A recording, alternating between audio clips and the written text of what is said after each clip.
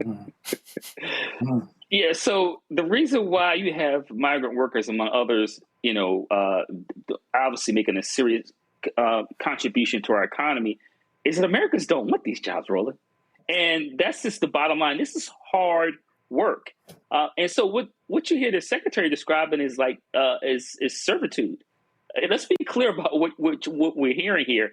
The other thing is really interesting about this comments about those individuals who are on Medicaid is that they're talking about a lot of their voters, and I don't think when a lot of this language is used, the way they switch it up, I don't think when they talk about people being at home and lazy, et cetera, they're talking about a lot of their voters in red states, and I think those folks mm. only hear immigrants and other people, but then they're talking about you, and they're taking your Medicaid.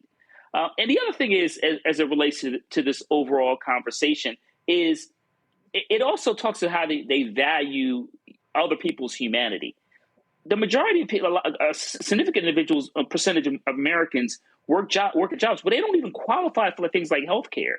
So this is really more of an issue in terms of the economic healthcare structure, in terms of individuals not only making a living wage, but also providing with comprehensive healthcare. But we're not going to have that conversation because then that will force people to critique local, state, and federal government. So what you hear from the secretary once again is essentially describing some kind of servitude for Americans, and secondly, once again, Americans are not taking those jobs.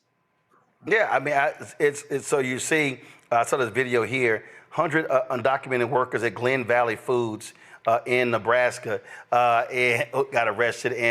And so now the right is saying, oh my goodness, it was packed. People were filling out forms for those jobs. Yeah, that's working at a plant. I'm telling you right now, Mustafa, these white folks ain't gonna be in that heat picking no damn fields.